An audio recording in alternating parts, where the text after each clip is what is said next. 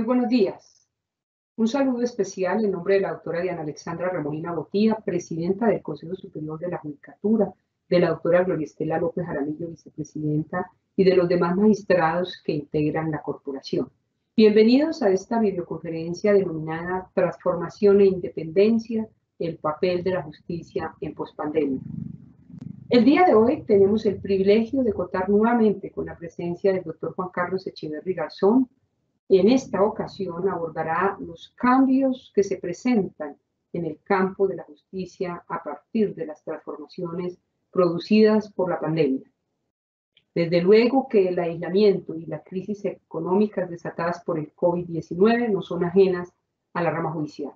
Como consecuencia de lo anterior, el sistema judicial en Colombia se viene retroalimentando y reconstruyendo desde las lecciones que nos está dejando esta pandemia, por lo que es de suma importancia como política de Estado el fortalecimiento y aseguramiento independiente de los recursos destinados para la administración de justicia.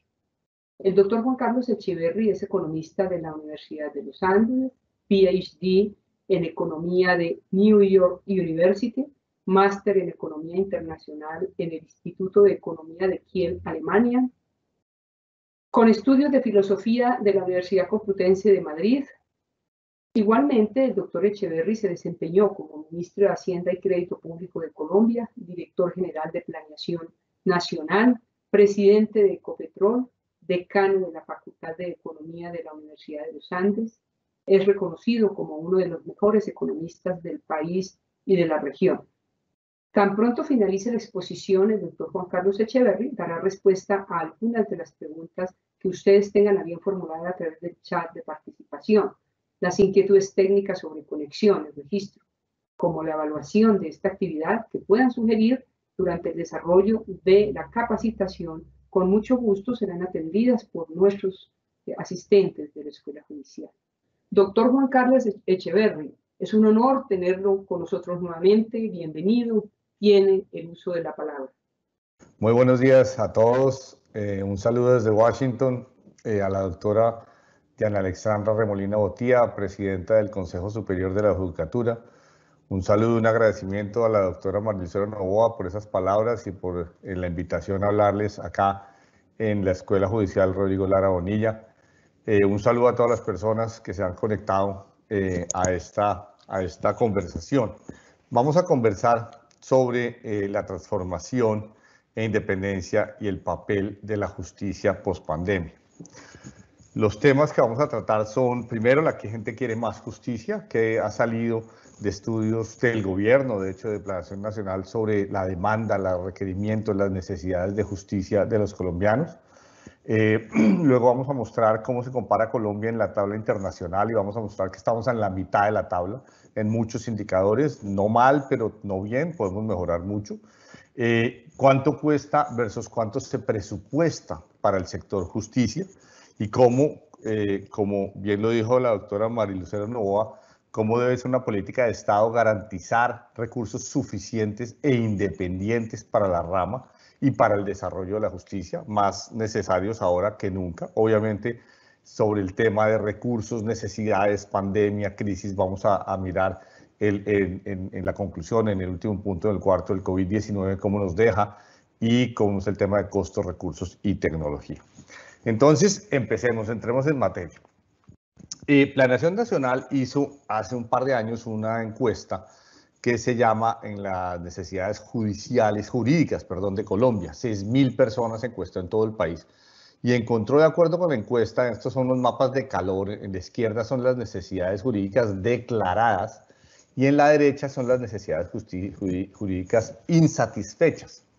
Y muestra que, de acuerdo con el mapa de la derecha, la gente tiene necesidades jurídicas declaradas más o menos entre el 8 y el 10, 12, 13% de la población.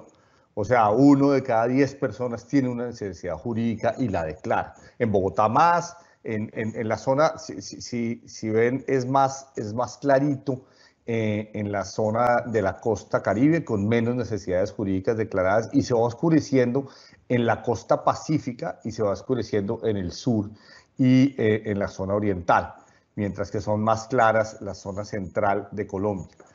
Tal vez donde hay menos presencia del imperio de la ley, que es en la zona pacífica, el Chocó, Cauca, Nariño, también en Putumayo y en los llanos orientales, norte de Santander, hay más necesidades jurídicas declaradas. Y algo similar ocurre en el mapa de Colombia de la derecha, que son las necesidades jurídicas insatisfechas, que son de aquellas declaradas, cuales no tuvieron solución a un problema. Y ahí la Amazonía, por ejemplo, y la Orinoquía aparecen con 67%, o sea, 2 de cada 3 necesidades son insatisfechas, pero también en la región pacífica, incluso en Bogotá, también por encima del 60%, mientras que en esa zona que va del Caribe y que baja por Antioquia, Eje Cafetero, Tolima, apareciera que es menor, pero fíjese que todavía es cerca del 50%.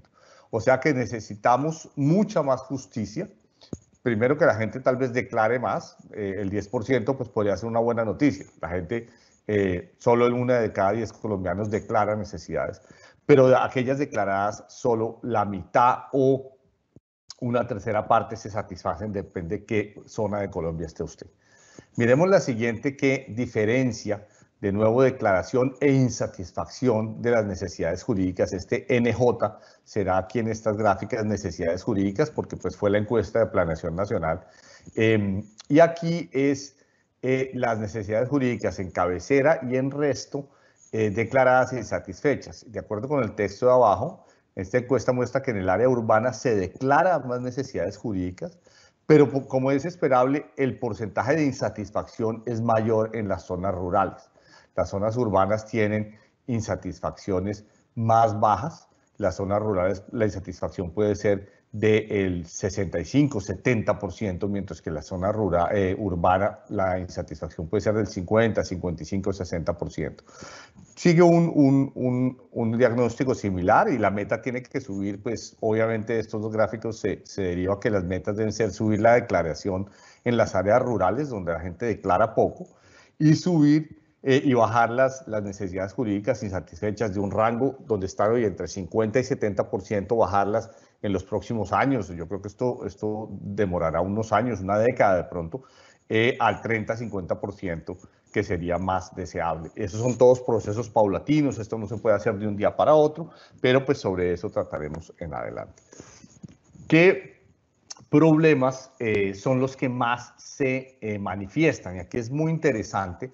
Estas son las necesidades jurídicas declaradas según salud, familia, delitos, vecinos, servicios públicos, deudas, conflicto armado, laborales, casa, local, medio ambiente, productos, estado, tierras, educación y discriminación. Y si ustedes ven, curiosamente, hay más declaración de problemas en salud y familia que en delitos. Las primeras son salud con 23.4%, familia con 19.2% y delitos con 13.9%, casi 14%. O sea que los colombianos estamos más preocupados en nuestras necesidades jurídicas. Por supuesto, estamos muy preocupados por el delito, pero estamos todavía más preocupados por los temas de salud y familia. También me parece muy interesante que vecinos se aparezca alto con 9%, servicios públicos con cerca también del 9%. Y más abajo están deudas, y fíjense una cosa muy interesante. Yo conté esto en Caracol y el doctor Barceló, expresidente de la Corte Suprema, le interesó mucho este dato, que conflicto armado solo aparece de séptimo con el 3.4%. Por debajo de deudas, servicios públicos, vecinos. Eso no quiere decir que el conflicto armado no sea un problema y no tenga que estar dentro de los problemas que son más acuciosos y más difíciles en el país, pero aparece de séptimo entre las necesidades jurídicas declaradas de los colombianos. Y los tres últimos, también interesante, con menos necesidades jurídicas, son tierras, el 1%, educación el 0,9% y discriminación el 0,9%, aun cuando el tema de discriminación yo creo que va a subir en las preocupaciones de los colombianos. Ya hablamos de declaración, ahora hablamos de efectividad por categoría. ¿Dónde somos más efectivos para resolver los problemas y dónde no? Y lo que estamos viendo es que la efectividad, las más bajas, con menos de 30%, se ven en tierras, en delitos, en conflicto armado y en el Estado. Es donde tenemos menos efectividad. los conflictos con vecinos, con familia, las deudas, los servicios públicos, la educación se resuelven en un 40% o más. De hecho, en educación con más del 50%, en servicios públicos más del 50%, en deudas más del 50%, algo muy similar en familias, 48,9%. Y por supuesto aquí la meta debiera ser subir entre 10 y 20% de la efectividad en todas estas categorías, pero obviamente con un foco en los más bajos. Ahí sí es cierto, fue el conflicto armado, delitos, Estado, tierras, de manera que los que están en 20, 25%, menos del 30%, subieran un rango entre 40 y 50%. El total, fíjense que está en 40%, hay espacio para subirlo y por eso es que tenemos que buscar más efectividad, más acceso, más eficacia. ¿Cuáles son las rutas de acción que toman los colombianos? Y seguimos con el DNP y su encuesta, que toman los colombianos cuando tienen una necesidad jurídica. La primera es, por supuesto, buscar una institución particular, acudir a una entidad reconocida o permitida por el Estado para solucionar este problema. Y vemos que eso tiene casi el 50%, 48,6%. La segunda, que me pareció muy interesante, el acuerdo pacífico, una solución directa, conversada, y no sabía que fuera tan alta, casi el 26%, o sea, una de cada 4 necesidades se resuelve pacíficamente conversando. La tercera, no hacer nada, aquí aparece como ruta 5, perdón, pero es la que aparece tercera en esta pirámide invertida. No hacer nada es muy alta, también 23,6. Y por último, 2 que son indeseables: acción violenta, física, verbal o psicológica, o buscar un actor ilegal, la guerrilla, las pandillas, los paramilitares, con el 0,5. Esto vamos a ver que cambia un poco según la categoría. Pero fíjense que es muy interesante que no hizo nada o acuerdo pacífico son más o menos una cuarta parte cada una, y una institución es más o menos la mitad. ¿Qué pasa si hay hombres y mujeres? La diferencia se plantea, ¿hay alguna distancia, hay alguna reacción distinta de los hombres y las mujeres? Y la respuesta es sí, y esto es fascinante. La probabilidad de acudir a una institución es mayor para las mujeres que para los hombres, aun cuando ambos van con una probabilidad cercana al 50%, las mujeres están más altas para todos los estratos sociales. Los hombres tienen mayor probabilidad de acudir a un acuerdo pacífico, esto también es interesante, y la probabilidad de no hacer nada disminuye para los hombres y las mujeres en la medida en que sube el estrato. En particular, lo que aquí se llama en la encuesta de planeación clase alta, tiene una probabilidad muy baja de no hacer nada para hombres y mujeres. Entonces, ¿qué diferencias hay por estratos sociales y por género? Entre menos medios económicos se tiene, menos se acude a instituciones estatales o autorizadas, lo cual es triste, debería ser al revés. Deberíamos tener una justicia que sea más, a la que tengan más acceso los menos favorecidos, aunque sigue siendo la escogencia más probable con cerca del 50%. Personas y familias más pobres y vulnerables o de clase media optan por no hacer nada, y es esperanzador que casi un tercio de todas las clases sociales o estratos buscan acuerdos pacíficos. Entonces, fíjense que tenemos una gran riqueza en esta encuesta, como les digo, de más de 6,000 personas a lo largo de todo el país sobre qué le preocupa a los colombianos. Razones para asistir a una institución particular es la confianza, la competencia y el conocimiento, como es obvio. Con lo cual es obvio lo que tenemos que hacer es generar mucho más conocimiento entre la gente, mostrar que es la autoridad competente y generar confianza entre el público. Es obvio. De acuerdo, confianza, competencia y conocimiento son lo fundamental, y por supuesto confianza, fíjense que es la más alta de todas. Esto está por regiones, no voy a entrar en el detalle, pero la presentación les queda a ustedes disponible para que quien quiera pueda mirar estos datos, porque hay mucha riqueza en estas encuestas. Razones para acudir a una acción violenta. La encuesta tiene muchos más datos de los que yo puse aquí, pero extraje los que me parecieron más interesantes. El 2% de los encuestados acudió a una acción violenta o a un actor ilegal para solucionar sus necesidades jurídicas. ¿Y por qué se acude a ellas? Uno, por rabia o considerar que el otro se lo merecía, entre comillas. Es casi el 100% de la explicación en todas las regiones. Los que acuden a un método ilegal es porque creen que es más efectivo, y esto sucede en Antioquia o en Llanos, o porque así se resuelven los problemas aquí, sobre todo en el Caribe y en la costa pacífica. De manera que es bastante desciende. Y las razones para no hacer nada en todas las regiones es por el gasto de tiempo y trámites, de manera que todo lo que podamos avanzar en que la gente gaste menos tiempo y que los trámites sean menos costosos, no solo en dinero, porque no ese es el tema tanto, pero aunque también los abogados, etcétera, sino en tiempo. Una de cada 3 personas no van por el costo en tiempo y en trámites, una de cada 5 porque no era importante y una de cada 6 personas por simple desconocimiento. Entonces, creo que también de aquí se queda claro un poco qué es lo que nos están diciendo los colombianos. Bájeme los costos de tiempo y de trámites hágame más accesible el sistema y que yo lo conozca mejor.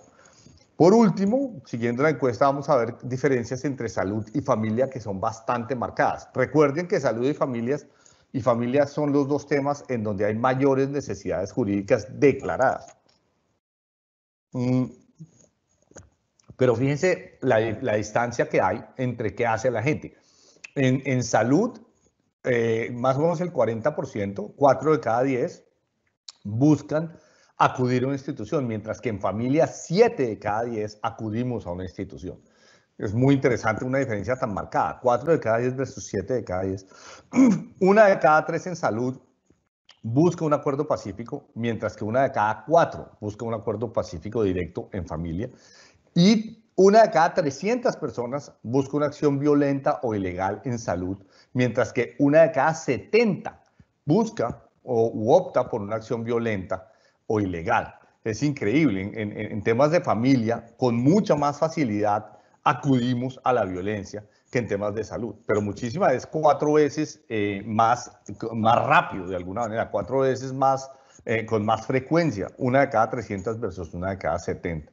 Esto es fascinante, nos señala también rutas importantes en las que podemos avanzar. Y algo que está en la cabeza de todos, y uno como economista, recuerden, yo soy economista de formación, es entre más justicia, menos pobreza y viceversa. Esto es una relación, no es una causalidad. Acá la causalidad puede ser que entre menos pobreza hay más justicia, pero también la causalidad puede ser que entre más justicia hay menos pobreza. Pero lo claro es que hay una relación negativa. El índice de acceso efectivo a la justicia es mucho más alto en las zonas más ricas del país, Bogotá, Antioquia, Quindío, Boyacá, y más bajo en Chocó, Casanare, Amazonas, en esta gráfica. De manera que el avance en sacar a las personas de la pobreza, en que haya más empleo, en que haya más transferencias a las personas pobres y menos hambre, y sobre todo en momentos en que el COVID y la pandemia nos ha mandado o nos ha mandado pues, una situación muy difícil de manejar con aumento en pobreza y desempleo.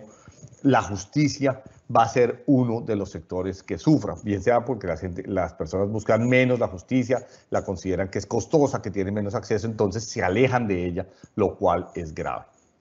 Y el acceso efectivo por zonas del país, se ve aquí las zonas verdes, donde hay mayor acceso efectivo, con un puntaje, si va entre 0 y 10, los que tienen verde o puntajes más altos es donde es un acceso efectivo más alto, y los que tienen rojo más bajo. Obviamente se ve la distribución de la pobreza del país y la riqueza del país manifestada en la justicia. La zona verde es la zona, digamos, el núcleo más, digamos, más acomodado de Colombia, si bien obviamente el Tolima, en Quindío, en Cundinamarca, en Huila puede haber, y en Santander, en todas las zonas puede haber zonas muy pobres.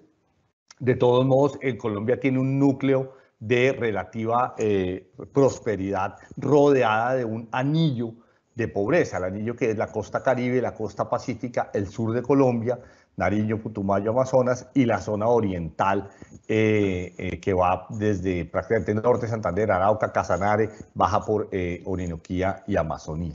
De manera que se reproduce en la justicia las grandes verdades que sabemos para la economía. Hay un núcleo de riqueza rodeado de un anillo de pobreza. Hay cosas que hemos hecho los economistas y el país y la política pública en los últimos 20, 30 años es tratar de enviar muchos más recursos al anillo de pobreza. Por ejemplo, en regalías se envió muchos más recursos a los departamentos, a los municipios de ese anillo, las 2 costas, el sur y el oriente del país, cerrando entre Cesar y norte de Santander. De nuevo, justicia y economía van juntos. Bueno, ¿cómo estamos internacionalmente en estos y en otros indicadores? Estamos en la mitad de la tabla. Esto fue, yo tengo un perro que es un Golden Retriever blanco muy lindo que se llama Falcao. Con mis hijos le pusimos, hubo una votación y quedó Falcao. Y yo salgo a caminar con mi perro y les voy a mostrar dos fotos. Esta es una, más adelante les muestro otra. Estas fotos son avisos que ponen los vecinos en el antejardín de su casa. Esto no lo bajé de internet, no lo bajé de Google. Esto lo encontré y lo fotografié con mi teléfono celular de vecinos acá al lado. Y un vecino, ustedes saben, yo estoy en Washington, estoy en Maryland, pues en un suburbio de Washington, y un vecino pone esto que me pareció muy bonito mostrárselos. Usted es un privilegiado, dice la frase de arriba. Usted es un privilegiado, úselo, o sea, use ese privilegio para que haya justicia. Me pareció un mensaje muy apropiado para mostrárselos hoy. El privilegio, los privilegios deben ser usados para que haya justicia. Y esto se llama los privilegios económicos, los privilegios sociales, los privilegios incluso en Estados Unidos o en Colombia raciales, cualquier tipo de privilegio debe ser para que no haya discriminación, para que no haya un tratamiento negativo de nuestros congéneres, sino para que haya justicia. Entonces, es un mensaje, como les digo, de un vecino que me pareció muy apropiado. ¿Cómo está el Estado de Derecho en Colombia? Y aquí vemos, yo en general les voy a decir que estamos en la mitad de la tabla, pero aquí estamos un poco hacia abajo de la tabla. Colombia ocupa el puesto 101 entre 128 países, o sea, estamos en el último cuartil. Si diferenciamos por cuartiles, aquí hay mucho que mejorar en el Estado de Derecho. ¿Qué factores aparecen aquí? Límites al poder gubernamental, ausencia de corrupción, gobierno abierto, derechos fundamentales, orden y seguridad, cumplimiento regulatorio, justicia civil, justicia penal, e incluso en países donde hay instituciones débiles y pues en regiones de Colombia donde hay instituciones débiles, la justicia informal. De manera que Colombia, fíjese por ejemplo que Chile, Argentina están con indicadores más altos, Chile con 0,56, nosotros debemos aspirar a pasar del 0,34 a alcanzar a Chile, con quien tenemos el partido, de hecho sea de paso, y esperamos ganar, también igualarlo y ganarle en el índice del Estado de Derecho. ¿Cómo se compara de nuevo economía y justicia? ¿Cómo se compara el imperio de la ley, el índice del Estado de Derecho con la competitividad de los países?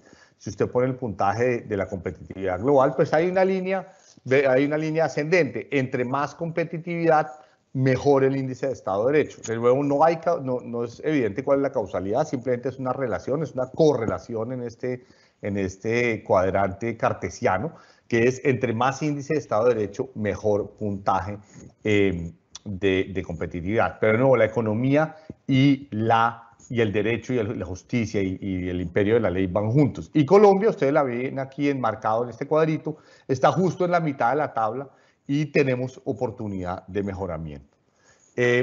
¿Cómo se compara con el gasto en justicia? Lo veíamos, la doctora María Lucero nos decía qué debemos hacer con el gasto en justicia.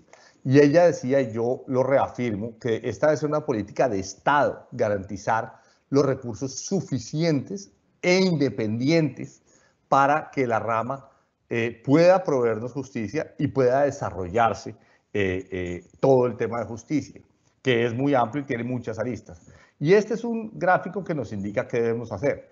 Colombia dice, este es el gasto en justicia en el eje horizontal, el gasto en justicia por habitante en dólares comparables. Y en la vertical está el imperio de la ley, ¿de acuerdo? ¿Qué muestra esto? Primero, que entre más gasto en justicia, más imperio de la ley. Holanda aparece como pues la que tiene más imperio de la ley, obviamente tiene un gasto de justicia por persona de $300. Colombia tiene un gasto en justicia por personas por ahí de 65, 70 dólares. Inferior a Argentina, inferior a Paraguay, inferior a El Salvador, inferior a Costa Rica o España, mejor que México o Perú, que Ecuador, de nuevo en la mitad de la tabla, pero hay dos tendencias que quiero, dos líneas de tendencia que quiero señalar. Una, con el gasto actual debiéramos poder ascender hasta la línea punteada. Ese es el primer mensaje, que es el mensaje A, que es, como ustedes los ven a la derecha, con el gasto en justicia actual debiéramos alcanzar mayor imperio de la ley. Segundo, en el largo plazo, B es la línea que domina, que es el imperio de la ley dependerá de un mayor gasto en justicia por habitante. Entonces, de nuevo, esto reafirma el hecho de que tiene que ser una política de Estado garantizar recursos suficientes e independientes a lo largo de la línea punteada B, que podamos avanzar en mayor gasto y mayor imperio de la ley. Pero por lo pronto ambas líneas son líneas de avance. Yo diría que la línea de avance A es la de corto plazo, que es con el gasto actual mejorar la provisión de justicia, acceso, eficacia, eficiencia, etcétera, pero garantizar la línea B también. Son los dos, ambas son fundamentales, que es en el largo plazo mayor gasto en justicia por habitante y mayor imperio de la ley. Es un mensaje clarísimo de esta gráfica. ¿Cuánto cuesta entonces la justicia y la provisión de todo el sistema, de la rama, del sistema carcelario, etcétera? Versus cuánto presupuestan y cuál puede ser el rezago. Miremos el avance desde los años 90, o sea, cerca de 3 décadas. Primero, antes había presencia en 970 municipios, obviamente el número de municipios ha aumentado, ahora es 1.103. Había 3.900 despachos permanentes, hoy hay 5.446 despachos permanentes. 3% representaban tutelas frente al total recibidas, mientras que hoy es el 27% de tutelas, o sea, la tutela claramente, y lo vamos a ver muy pronto en el otro gráfico, ha copado un espacio mayor de las demandas de las solicitudes y de las necesidades declaradas de justicia. Un tema que es triste es, había 10.8 jueces, digamos casi 11 jueces, y 2.066 procesos por cada 100.000 habitantes. Hoy hay los mismos jueces, 11 jueces por 100.000 habitantes, pero 5.700 procesos por cada 100.000 habitantes. Entonces, hay más procesos, pero el número de jueces por 100.000 habitantes se ha mantenido prácticamente constante, ha aumentado muy poco. Quiere decir que sí necesitamos que haya un aumento en jueces. De hecho, el punto necesario es múltiplo de esto. Está más adelante, 5 o 6 veces esto. Y antes se ponía el 2.1% del presupuesto general de la nación, que es esa sigla PGN, el presupuesto general de la nación, se destinaba a la rama, mientras que hoy se destina el 1.8%. Vamos a ver un poco más. ¿Qué tendencias se han identificado en estas 3 décadas? Sigue habiendo una cobertura del 100% del territorio nacional, lo cual es positivo. Y un aumento del 38% de los despachos judiciales, pero es insuficiente frente al crecimiento de los procesos y de los conflictos, ustedes lo saben más que yo. Aumento en solicitudes de justicia en un 280%, aquí redondeé los números. Este es un informe de la rama al Congreso, la fuente, como consecuencia sobre todo de la acogida de la acción de tutela, que ha desplazado como la principal necesidad jurídica declarada. Aumento de 180% de procesos mientras jueces por habitante se mantiene, ya lo vimos. Aquí está el dato que les decía, 65 en la OCDE, el número es 65, mientras que en Colombia se mantiene en 11. Eso nos da un poco el tamaño de la necesidad de recursos que hay en la rama. En un estado ideal podríamos multiplicar esto por 6 veces, prácticamente de 11 a 65, a 66. Obviamente, como ese tiene que ser paulatino porque son recursos que son escasos y post-COVID pues todavía más difíciles, si uno quiere acercarse y aumentar el imperio de la ley, pues necesitamos más dinero para la rama. Mejora no significativa de presupuesto desde mediados de los 90. Acá se va a ver, esto lo vamos a mostrar en 2 gráficas. Uno, ¿qué ha pasado con la salud? Si ustedes ven, el gráfico de la izquierda es, si esto fueran parcelas, en un trozo de terreno muy grande, y estas son parcelas de ese trozo del terreno, si la justicia, si no hubiera problemas de negación de servicio en la justicia, la parcela de salud sería pequeñita, la que está a la derecha. Pero obviamente, como era deseable, con las tutelas, salud se volvió la parcela más grande de necesidades de justicia y pasa a ocupar el espacio que hay a la izquierda y desplaza a familia como el primer problema, a delitos, a vecinos, etc. Y esto muestra el salto fundamental que hay cuando salud asciende a la primera necesidad declarada de justicia. De manera que es esencial. Algo similar ocurre con el sector público. ¿Qué pasa? Muchas veces el poder reglamentario se puede usar para eludir o tergiversar el mandato legal y también en parte eso es por problemas presupuestales. Pero la idea es que en salud o en servicios públicos el ciudadano que el ciudadano sea el afectado, no el prestador del servicio el que sea el afectado.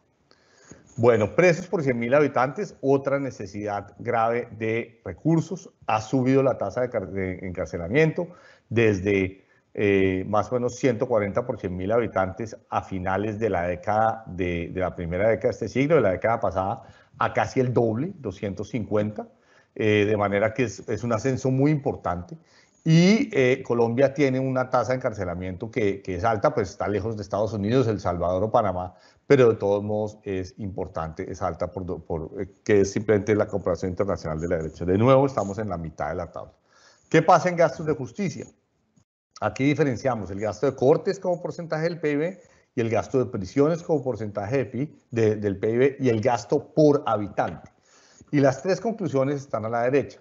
El gasto por habitante en justicia es intermedio, de nuevo estamos en la mitad de la tabla. El gasto total en las cortes se compara favorablemente con el resto del mundo, aun cuando vimos que se necesitan más jueces. El gasto en prisiones sobresale entre sus pares, pero es menor que los países más avanzados. De manera que hay que diferenciar un poco entre los componentes y de nuevo seguimos en la mitad de la tabla.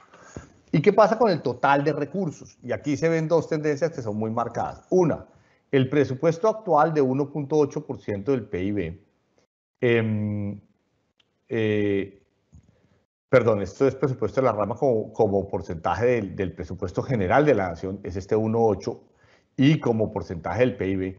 Fíjense una cosa, ha subido, el gobierno puede decir sí, desde el 2007-2008 ha subido prácticamente en un 50%, pero si ustedes comparan qué fue lo que pasó es que entre el 95 y el 2007-2008 hubo un descenso muy marcado, desde 2 puntos porcentuales del PIB, cayó hasta prácticamente 1, 2 o casi 1, o sea, casi a la mitad, y ahora se ha recuperado 1,8. Pero si uno lo mira en un espacio de las últimas 3 décadas, pues ha habido un deterioro en el presupuesto de la justicia. Esto es muy preocupante y se relaciona con lo que hemos venido diciendo en las gráficas anteriores. Necesitamos más justicia, hay más tutela, la tutela de salud ha ocupado más espacio de la justicia y las necesidades declaradas, no hemos podido aumentar el número de jueces, hemos logrado cubrir todo el país, pero obviamente los recursos son insuficientes.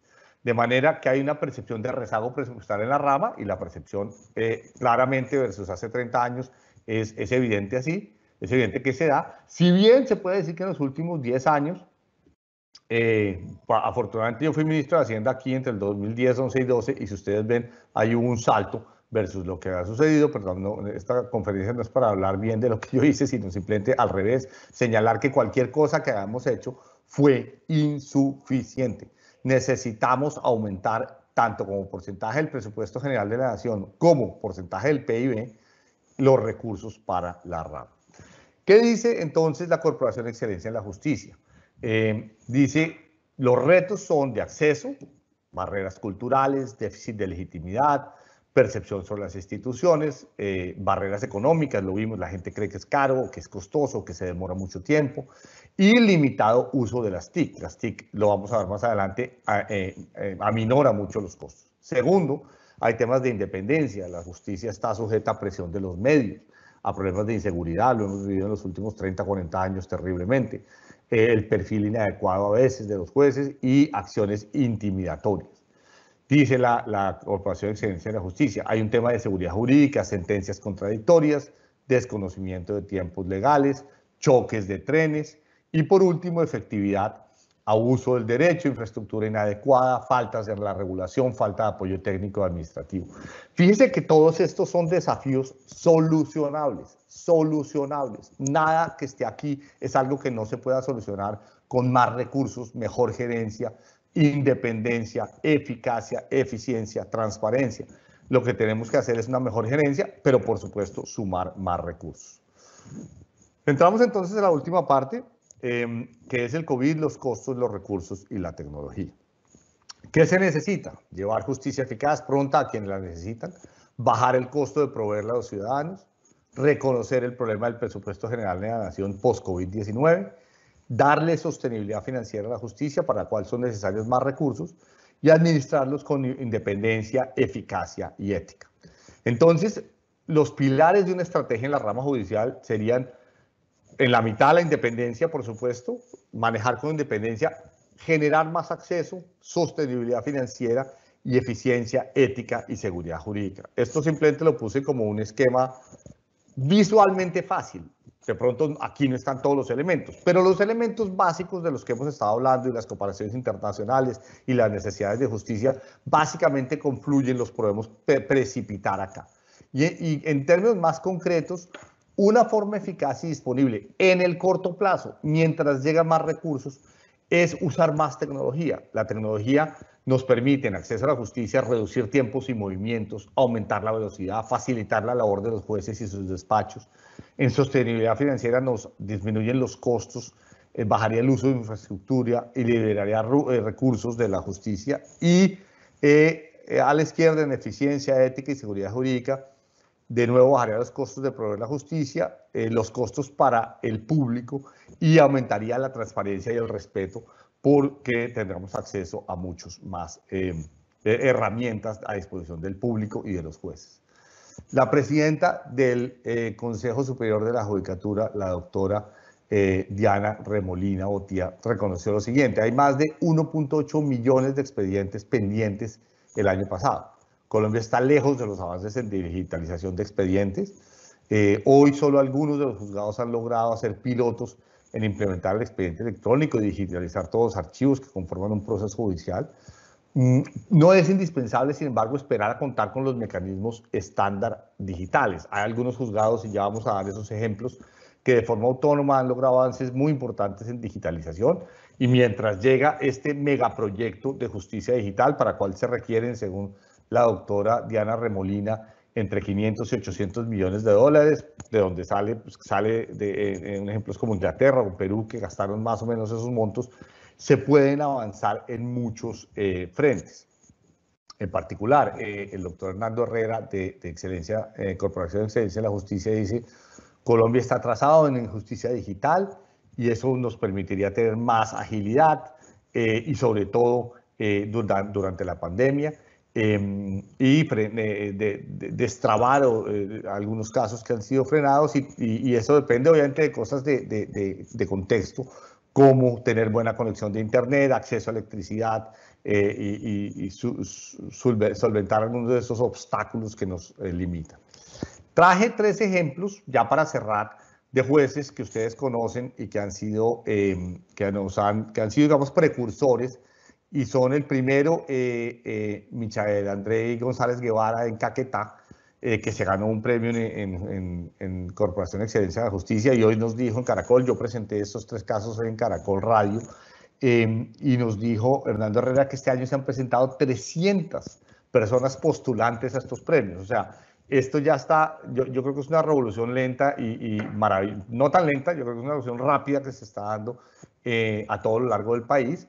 En este caso se implantaron las tecnologías de bajo presupuesto y fácil mantenimiento, se implantó el sistema de videoconferencias, los testigos no se puedan desplazar al despacho, bien sea por problemas económicos, personales o laborales, y había una congestión por la no realización de audiencias. Entonces usaron el SSL, un sistema seguro, independiente y gratuito para hacer diligencias desde cualquier lugar. Simplemente se necesitaba un PC o Android o iOS. Se usó el código QR, que es gratuito y de fácil uso, para encriptar los datos almacenados. Cada documento tiene un código QR y los usuarios pueden acceder remotamente a él. Se usó procesos digitales, no papel, no tóner, no impresión, de manera que haya rapidez, efectividad, y se utilizó una máquina virtual para que los documentos puedan ser firmados sin tener que estar presente en el sitio.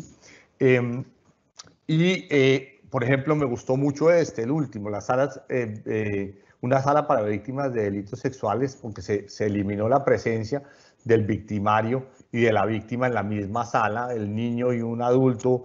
En ese caso, se instaló un sistema que se encuentra conectado a salas de audiencias y permite escuchar la declaración y con las verificaciones de la Defensoría de Familia, del psicólogo asignado, separándolo.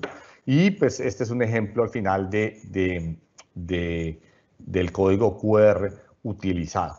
Otros dos ejemplos, el ejemplo de Barranquilla, en el despacho primero del Tribunal Administrativo, una plataforma propia, un módulo de relatoría, utilizaron dispositivos de videos y un canal de YouTube para que los funcionarios del juzgado cuelguen tutoriales sobre temas tecnológicos y dar accesibilidad amplia y barata a las personas para entender las etapas del proceso, salas virtuales, listas de chequeos, etc. Por último, el juzgado 13 civil del circuito en Medellín digitalizaron el 95% de los procesos a su cargo, están adelantando todas sus audiencias de manera virtual y tienen un grupo de WhatsApp en el que incluyen usuarios y abogados. Y por ese medio integran al de las notificaciones y en general de la evolución del proceso. Este es el otro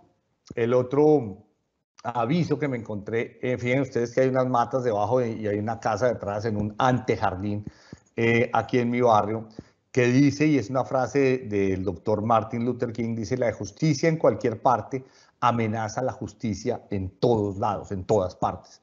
O sea, pareciera que un tema de injusticia en un caso específico fuera un tema aislado, pero dice Martin Luther King, con una gran autoridad moral, dice: esa injusticia amenaza la justicia general que tenemos todos y recibimos todos y debemos recibir todos. Me gustó mucho, de nuevo, un aviso que se encuentra ante jardines de gente común y corriente, resaltando, junto con el que les mostré antes: si usted tiene privilegios, úselos para que haya más justicia y no permita que haya injusticia en ningún lado, porque eso afecta a la justicia en todos lados. En suma, y con esto concluimos, algunos elementos pueden no ser, de los mencionados, no deben ser para todo el aparato de la justicia. Hemos mencionado muchos temas. Los temas de las áreas penales, por ejemplo, fiscalía, jueces, sistema acusatorio, difieren de los de asuntos de familia, filiación, sucesiones o civiles, derechos de los acreedores, tierras o laborales, por supuesto. Las soluciones en cada uno pueden diferir y no todas pasan por mayor presupuesto, juzgados o tecnología como palancas para invertir indicadores. El factor humano es el factor más importante y yo lo he visto en todas las organizaciones. Yo he manejado crisis en Ecopetrol, crisis en el Ministerio de Hacienda y en diferentes sitios. Siempre el factor humano es lo más importante. Tenemos que desarrollar el factor humano en todas nuestras dependencias. Y en los casos de salud o servicios públicos, no dejar que el prestador traslade los problemas y la carga al ciudadano. Según la opinión de los colombianos, donde somos menos eficaces difiere de donde necesitamos más justicia. Antes que los problemas de conflicto armado y los delitos comunes, las más grandes necesidades son en salud y familia. Las razones para acudir a una institución son confianza, competencia y conocimiento. Yo los llamo las 3 Cs. Entonces tenemos que dar eso: confianza, conocimiento, competencia y obviamente bajar los costos para las personas que llegan al sistema. En el largo plazo, el imperio de la ley dependerá de un mayor gasto en justicia y mayores recursos. Con el gasto actual podemos avanzar en ofrecer mayor imperio de la ley, pero se necesita una política de Estado para garantizar recursos suficientes e independientes para la rama y para el desarrollo de la justicia. En medio de los desafíos administrativos y presupuestales que plantea el COVID-19, se debe avanzar por lo pronto en la adopción de herramientas digitales. Son, digamos, la línea de acción que parece ser más barata en el corto plazo, eficaz en términos de darle acceso a la gente y de bajar los costos, de manera que me parece una línea de acción obvia y a disposición de todos, y por eso citamos los 3 casos de Caquetá, Medellín y Barranquilla. Esto potencia el acceso de los colombianos a la justicia y le da agilidad al sistema, lo hace transparente y fácil de acceder, las 3 Cs. Debemos avanzar en un megaproyecto de digitalización, pero al tiempo permitir un avance sin número de ejemplos particulares y reveladores. De manera que con esto podemos pasar a las preguntas y respuestas, si a ustedes les parece. Muchas gracias, doctor Echeverry, por su tan explicativa, didáctica y profunda disertación sobre estos temas tan álgidos y tan sensibles por esta época de crisis provocada por la pandemia. Doctor Echeverry, vamos al espacio de las preguntas y la primera se refiere: ¿cuál es el mensaje que debemos dejar para la rama judicial en este momento de crisis? Pues yo creo que lo hemos reiterado, doctora María Lucero. Yo creo que el mensaje es: hay dos líneas de acción muy claras. Una, con los recursos actuales debemos tratar de ofrecer una justicia con mayor acceso, mayor transparencia, mayor eficiencia, y al tiempo avanzar en solicitar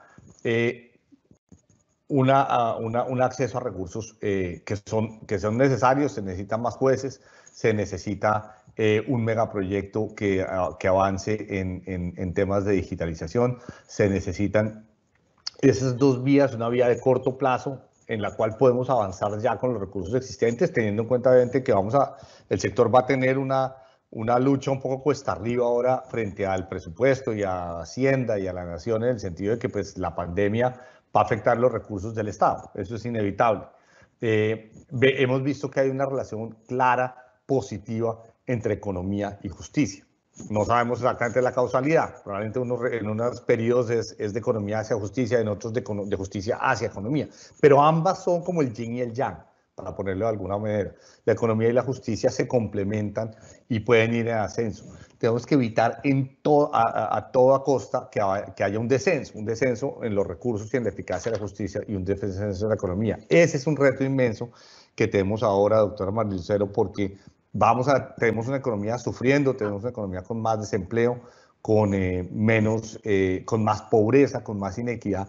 Entonces hay que redoblar esfuerzos con los recursos actuales para ofrecer mejor imperio de la ley, mejor Estado de Derecho, sabiendo que es esencial que hay que aumentar los recursos pronto, pero pues el mediano y el largo plazo debe darnos y ofrecernos esos recursos a la rama.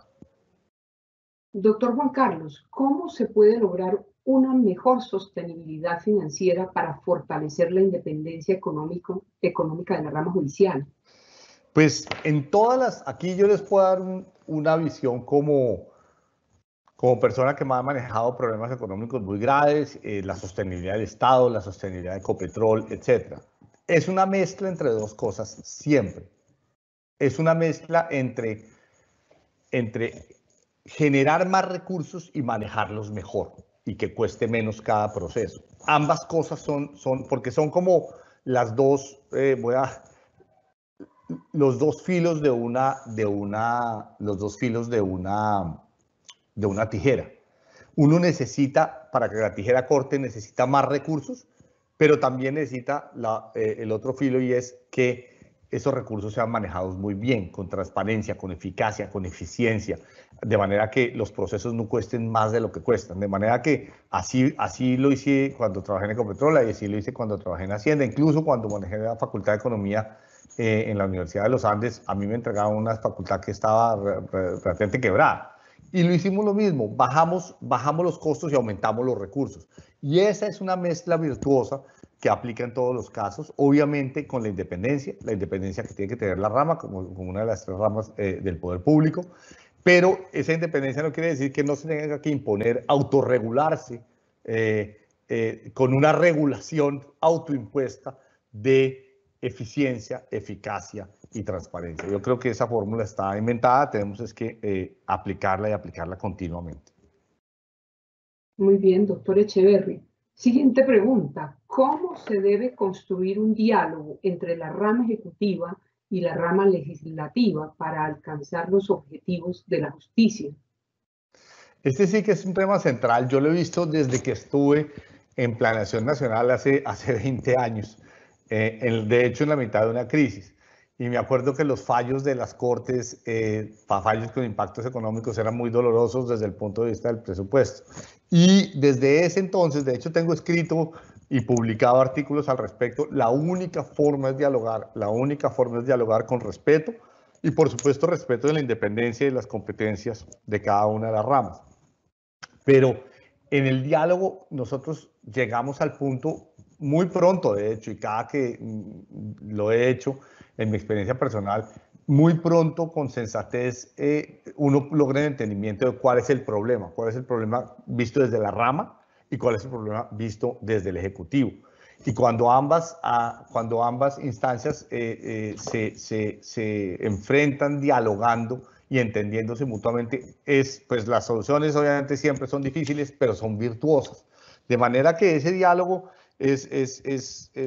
pues, hoy una frase, hoy que tenemos un día de fútbol con el partido de la Selección Colombia y la Selección de Chile. De hecho, hace 8 días estábamos en un partido y tenía a un amigo chileno, que era el papá de un muchacho que estaba jugando con mi hijo. Perdieron el partido, no, perdón, empataron el partido. Y me dice el papá chileno, me dice, las penas de fútbol se curan con más fútbol. Y yo creo que las penas del diálogo se curan con más diálogo. La única forma de resolver los problemas de diálogo es dialogando y dialogando y dialogando. De manera que yo diría, doctora Marilucero, que hay que tener la buena disposición, la buena voluntad para dialogar, tener la mente abierta desde el Ejecutivo, desde la rama, para escuchar qué le pasa a la otra instancia, en este caso el Ejecutivo lo mismo a la rama, respetar la independencia, respetar lo que cada uno tiene como problema central y avanzar en eso, en el diálogo. Nuestro agradecimiento especial al doctor Juan Carlos Echeverry Garzón por compartir su valioso, su robusto conocimiento y gran experiencia en estos temas económicos y explicarnos la afectación en la administración de justicia. Pues debemos recordar que una de las invitaciones que nos ha hecho hoy el doctor Echeverry es precisamente cuestionarnos y pensar sobre el futuro de las políticas que se deben generar para alcanzar un fortalecimiento en la sostenibilidad del gasto del sistema judicial y el emprendimiento para garantizar la tutela efectiva de los derechos de los ciudadanos, ya que los cambios que trajo consigo la pandemia iniciaron transformaciones en el ámbito económico, laboral y social. Es fundamental establecer una política de Estado, como lo manifestaba el doctor Echeverry, para asegurar recursos suficientes e independientes con el fin de empoderar la ley. Entre más gasto en justicia, mayor imperio de la ley, en los términos del doctor Echeverry. A propósito del tema de hoy, nos despedimos con la frase del polímata italiano Leonardo da Vinci: la justicia requiere poder, inteligencia y voluntad y se asemeja al águila. Muchas gracias. Feliz día para todos y para todas.